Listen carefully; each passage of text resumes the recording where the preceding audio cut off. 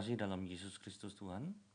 Bacaan kita pada hari ini diambil dari Kejadian 12 ayat yang 1 ke 9. Judul renungan kita pada hari ini adalah menjadi berkat.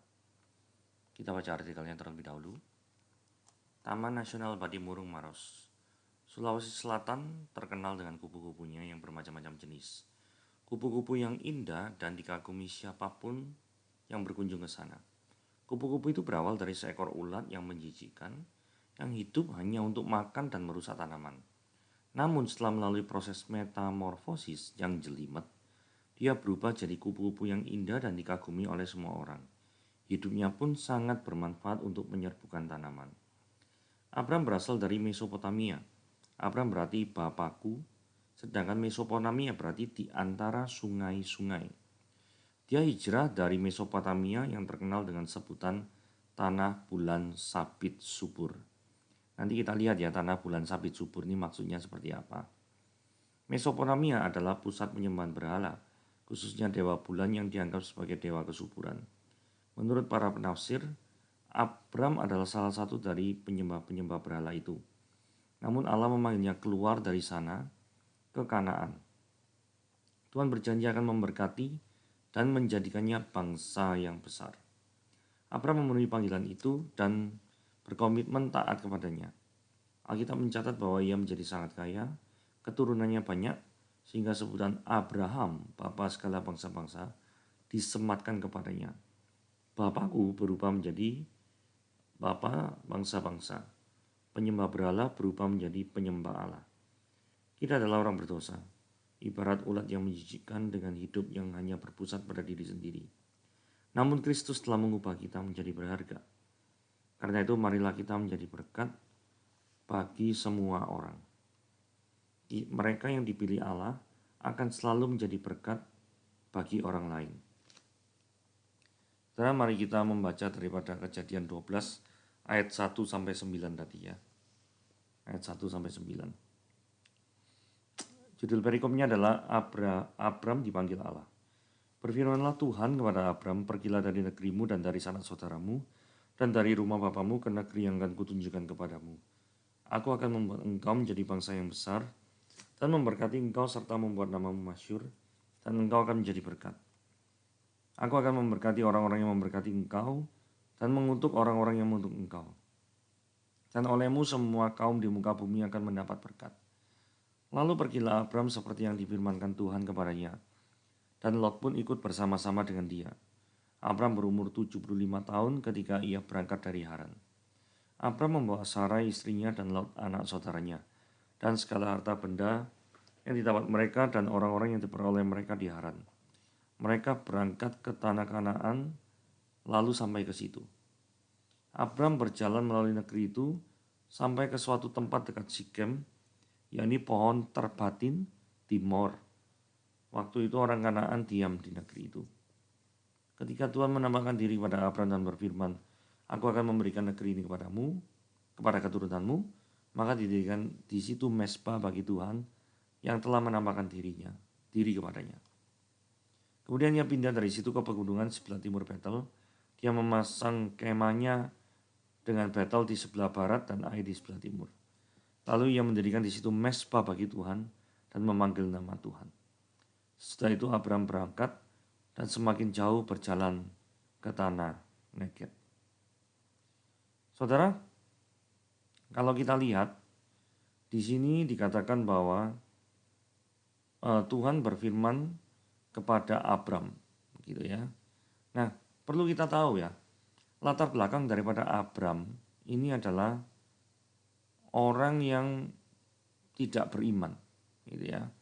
Kok bisa tahu? Mari kita lihat Kejadian ayat yang pasal yang ke-11. Pasal yang ke-11 kita lihat ya. Ini kita akan belajar genealogi nanti silsilah, dan dari sana kita tahu bahwa Abram ini adalah penyembah berhala. Ayat 31, 11, pasal yang 11 ayat 31 di kitab Kejadian dikatakan, lalu Terah membawa Abram, anaknya, serta cucunya, Lot, yaitu anak Haran, dan Sarai, menantunya, istri Abram, anaknya. Ia berangkat bersama-sama dengan mereka. Perhatian ya, Abram dari Ur Kasdim. untuk pergi ke tanah Kanaan, lalu sampailah mereka ke Haran. Jadi dari Ur Kasdim sampai ke Haran, barusan ke Kanaan. Nah, kalau kita teliti lebih lanjut di dalam Perjanjian Lama di kitab Yosua pasal yang ke-24. Nah, kita lihat ayat 2 dikatakan ini. Beginilah firman Tuhan Allah Israel. Dahulu kala di seberang sungai Efrat, di situ diam nenek moyangmu, yakni Terah, ayah Abraham, dan ayah Nahor. Nah ini ya, dikatakan, dan mereka beribadah kepada Allah lain. Jadi dari sini dikatakan, Abraham itu keluarga penyembah berhala. Ya. Nah, modelnya seperti apa? Kira-kira seperti ini ya. Ini adalah Sigurat. Sigurat adalah tempat pemujaan di Mesopotamia. Modelnya seperti ini. Dan berikut ini adalah perjalanan dari Babilonia di tanah Ur menuju ke Israel. Daerah ini dikenal dengan nama Sabit Subur. Jadi daerahnya meliputi bentuknya seperti bulan sabit dan penuh dengan tanah-tanah hijau yang melambangkan daripada kesuburan. Perjalanan daripada Abram itu dimulai dari Ur yang paling bawah itu menuju ke Haran di bagian atas, kemudian ke Kanaan. Ini adalah contoh perkampungan dari orang-orang yang ada di Haran. Nah, kalau kita lihat ya, untuk silsilah genealogi, maka kita lihat bahwa Abram ini kan dari keturunan Sem, gitu ya, dari keturunan Sem. Nah, Sem itu menurunkan ada beberapa macam, yaitu Elam, Asyur, Arpaksyad, Lut, dan Aram. Elam itu nanti keturunannya itu ke bangsa Iran, sedangkan yang untuk Asyur itu nanti yang menghancurkan daripada kerajaan utara, daripada Israel utara, itu akan dihancurkan oleh Asyur. Nah kemudian dari Sem, kita kembali ke Sem, Arpaksyad, terus Peleg, Rius, Seruk, Nahor, Terah, kemudian barusan setelah itu Abraham. Nah dari Abraham nanti ada Ishak, Yakub menurunkan daripada bangsa Israel. Jadi kurang lebih secara silsilah modelnya seperti itu. Nah saudara, hal yang paling penting yaitu Tuhan memanggil Abram yang adalah penyembah berhala, yang berarti Abram adalah orang yang berdosa. Sama dengan kondisi kita sekarang. Ketika kita dipilih Tuhan, ketika Tuhan memanggil kita, itu bukan karena kebaikan kita. Bahkan ayat Alkitab mengatakan bahwa Allah itu memilih kita pada waktu kita itu berdosa. Gitu kan?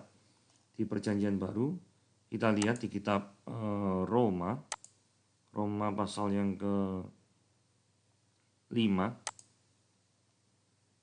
Nah ini ya, ayat yang ke-8. Tetapi Allah menunjukkan kasih-Nya kepada kita oleh karena Kristus telah mati untuk kita. Nah nih, ketika kita masih berdosa. Jadi Tuhan itu menunjukkan kasih-Nya pada waktu kita masih berdosa. Kalau misalkan Tuhan menunjukkan kasih-Nya kepada kita, baru menunggu nanti kita itu baik, maka selamanya Tuhan tidak akan menunjukkan. Kenapa? Kasih-Nya kepada kita. Kenapa? Karena kita tidak akan pernah baik di hadapan Tuhan. Tidak akan pernah. Ya.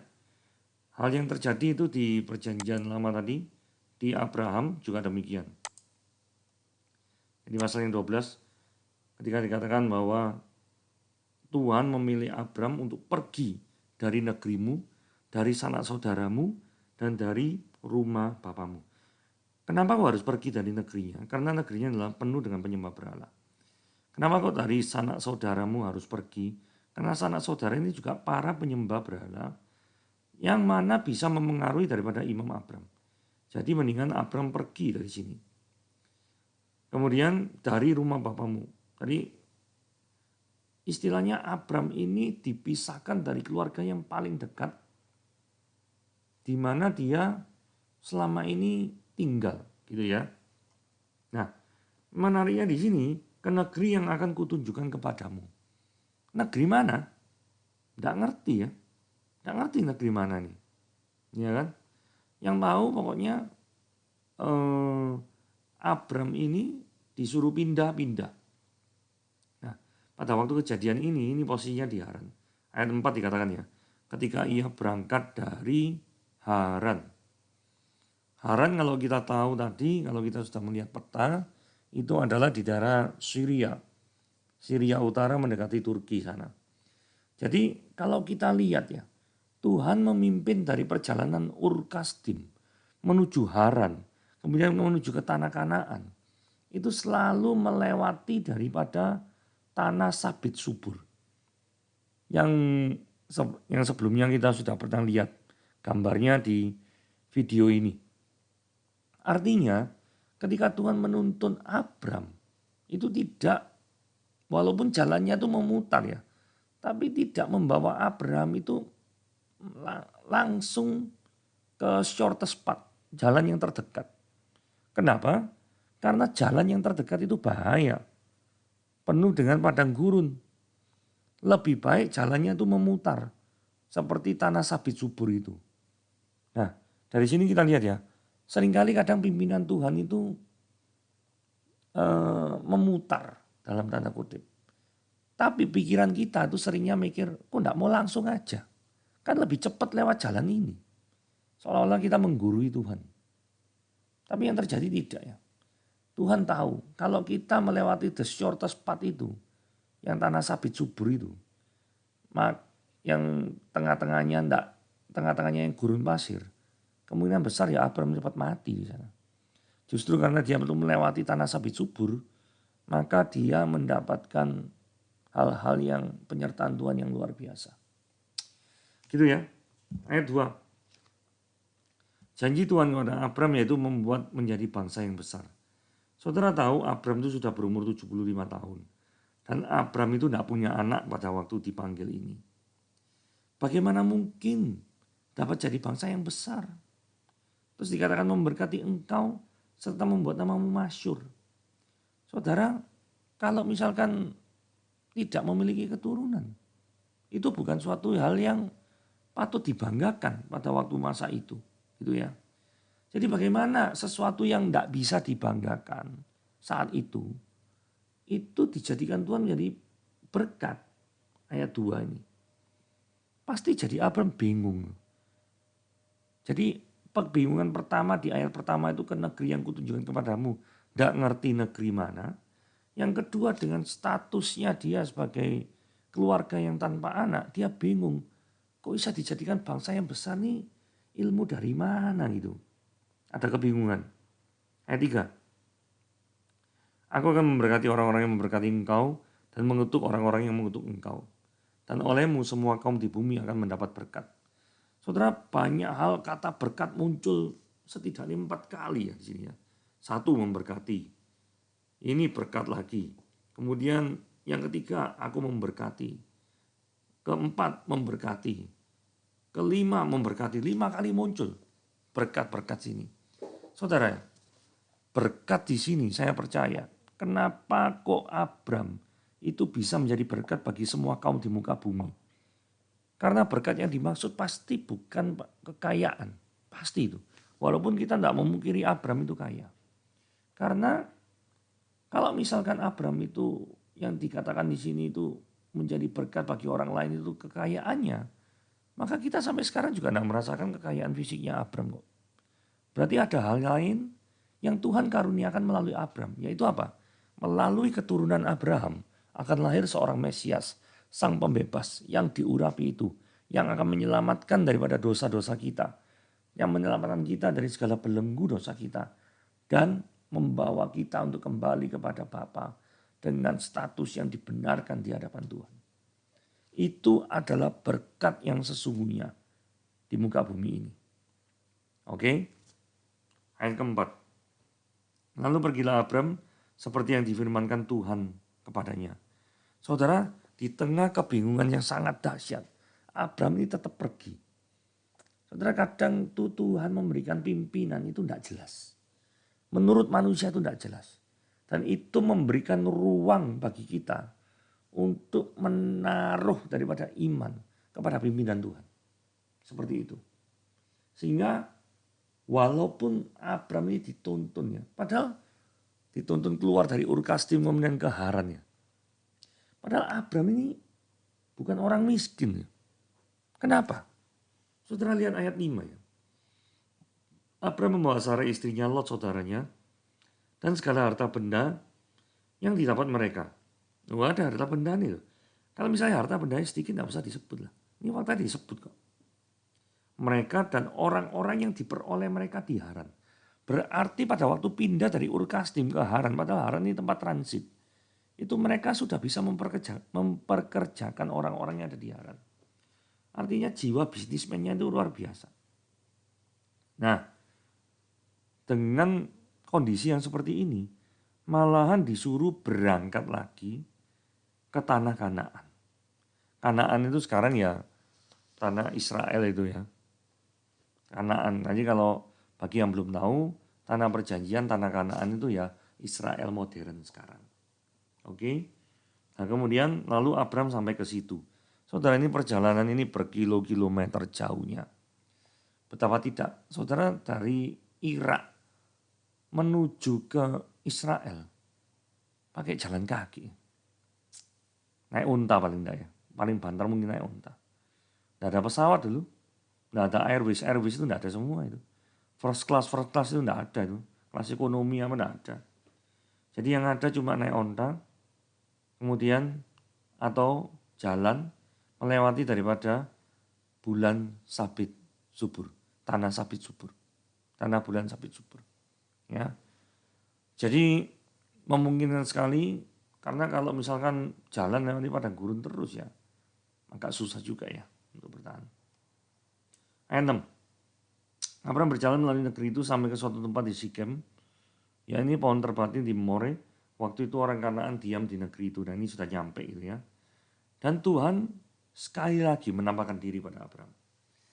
Berfirman, aku akan memberikan negeri ini kepada keturunanmu. Nah saudara, Tuhan kalau sudah janji ya, pasti akan ditepati.